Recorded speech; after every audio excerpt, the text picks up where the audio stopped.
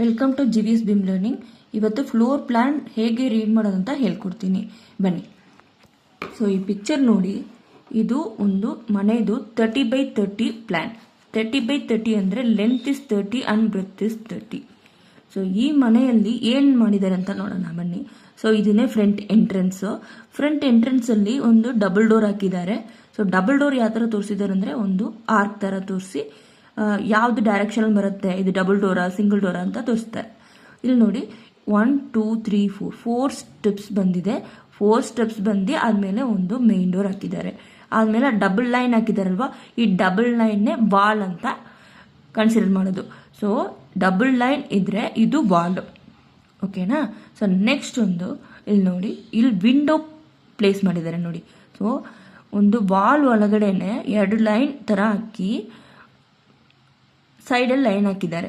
So ಇದನ್ನೇ window, ಓಕೆನಾ. So ಇದು ವಾಲು, ಇದು ಡಬಲ್ ಡೋರ್, ಇದು ವಿಂಡೋ.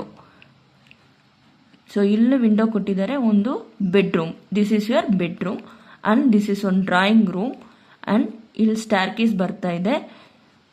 ಇದು ಟಾಯ್ಲೆಟ್, ವಾಶ್ರೂಮ್, ಬಾತಿಂಗ್ ಏರಿಯಾ. ಇಲ್ಲಿ ಕಿಚನ್ ಬರ್ತಾ ಇದೆ. ಇಲ್ಲಿ ನೋಡಿ, ಸೊ ಇಲ್ಲಿ ಡೋರ್ ಇದೆ, ಅದಕ್ಕೋಸ್ಕರ ಈ ಶೇಪ್ ತೋರಿಸಿದ್ದಾರೆ.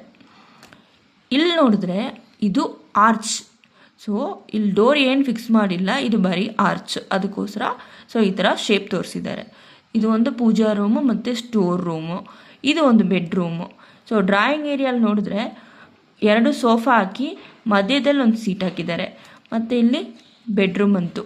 ಸೊ ಇದೇ ಪ್ಲ್ಯಾನ್ನು ನಾವು ಆಟೋಕ್ಯಾಡಲ್ಲಿ ಹೇಗೆ ಕ್ರಿಯೇಟ್ ಮಾಡೋದು, ಇಲ್ಲಿ ನೋಡಿ. ಸೊ ಕಾಲಮ್ಸ್ ಪ್ರೊವೈಡ್ ಮಾಡಿದ್ದಾರೆ. ಕಾಲಮ್ಸ್ ಯಾವ ಥರ ತೋರಿಸಿದ್ದಾರೆ, ಕಾಲಮ್ಸು ಒಂದು ಸ್ಮಾಲ್ ರೆಕ್ಟ್ಯಾಂಗಲ್ ಮಾಡಿ ಅದು ಒಳಗಡೆ ಹ್ಯಾಚಸ್ ಮಾಡಿದ್ದಾರೆ. ಇದನ್ನೇ ಕಾಲಮ್ ಅಂತ ಕನ್ಸಿಡರ್ ಮಾಡೋದು. ಇಲ್ಲಿ ನೋಡಿ, ಇದು 30x30 ಫ್ಲೋರ್ ಪ್ಲ್ಯಾನ್.